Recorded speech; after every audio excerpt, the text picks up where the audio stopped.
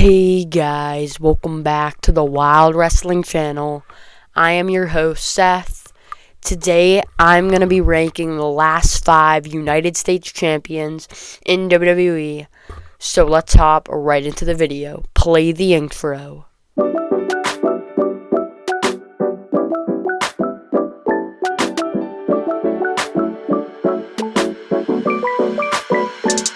At number 5, I'm going to have to give it to LA Knight. LA Knight, in the last 5, he was the first person, the farthest one away. He held the title. He lost it back in April at WrestleMania, and he had a great first reign. But this was his second reign that we're talking about here, and this one honestly wasn't as good. Not as many defenses, and kind of was just a transitional champion from Shinsuke to Jacob. So not really that much happened, as he was still kind of building him. At that point was kind of building himself up to be in the World Championship contendership, so not too much happened here. He didn't really do that much with the United States Championship, so it's hard to give him a high placement on this list when he didn't really do a lot for the title there, and was kind of, like I said, just a transitional title from Shinsuke to Jacob. Like, if they didn't even do that, I don't think anything would have been different. But he still was on the list, and I think he still did good with his reign, and it still helped build him up, but still not so much happened, so I can't really put him anything higher than 5. At number 4, we have Solo Sikoa. Solo, this was his first reign and only reign so far, and he had more defenses and stuff like that, but really, in my opinion, he didn't have that many more than the LA Knight. Maybe even less or the same, but in my opinion, all that the U.S. title really did for him is he really was able to just walk around and call himself a champion, and it was really just a feud with Jacob. He won that Night of Champions from Jacob, and all the big defense we can remember is his steel cage match with Jacob, and that's really it that he really did with it, and then he lost it to Sami in the night right before Clash in Paris. So there's probably more defenses he had on SmackDowns, but to be honest, he didn't really do that much with the title, in my opinion. All it really was for him was just a piece to carry around to make him still feel like a contender and something, I guess, holding the U.S. title. So I'm going to be honest, I just don't think he did that much. I think it helped him build himself up, and like I said, keep him in that contendership, so it was a little better than LA Knight, but to be honest, I still don't think he did very much, so I'm going to have to put Solo Sikoa at number 4. At number 3, we have Jacob Fatu.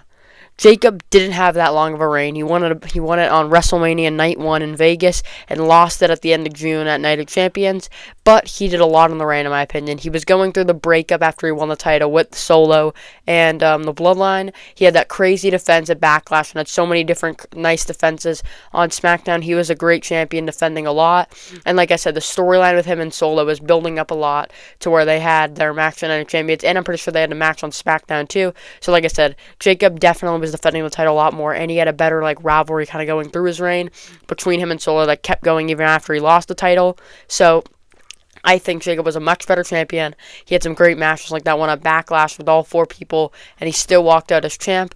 And I'm just saying, I just think he had a lot better matches, had way more defenses, and even though it was short, I think he made the most of it, helped him elevate himself a lot, used the title wisely for himself to build him up to a higher standard. So Jacob, I think, so far had a way better reign than LA Knight and Solo Sikoa, so I'm going to throw him at number 3.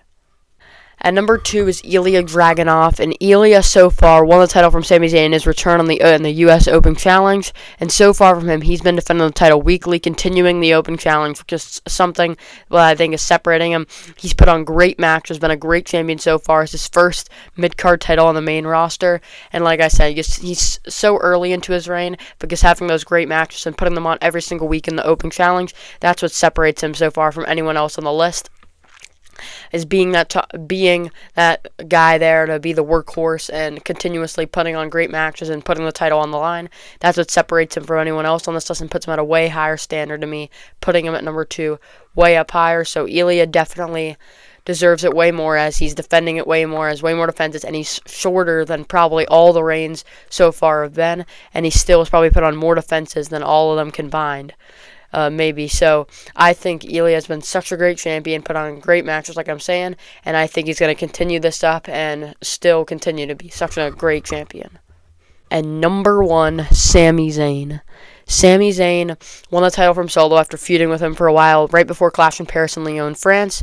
To be honest, I think with Sami, him bringing back the U.S. title Open Challenge, coming back on John Cena's last one on SmackDown to interrupt him, bringing back the Open Challenge, having his first match there, having matches with like Ray Phoenix, Javon Evans, and eventually Ilya Dragunov, who beat him.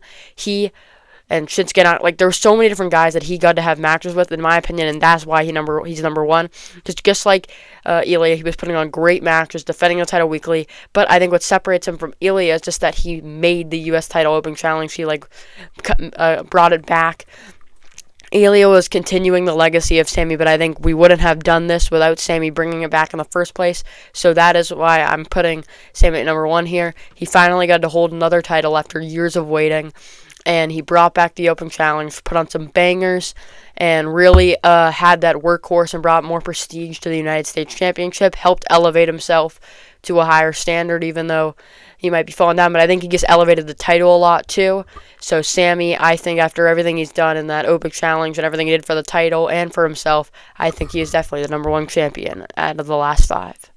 Thank you guys so much for watching. Make sure to like and subscribe. Comment down below if you enjoyed this video and turn on that bell so you get notified whenever I upload a brand new video. I post every Monday and Friday, and I'll see you guys in the next one.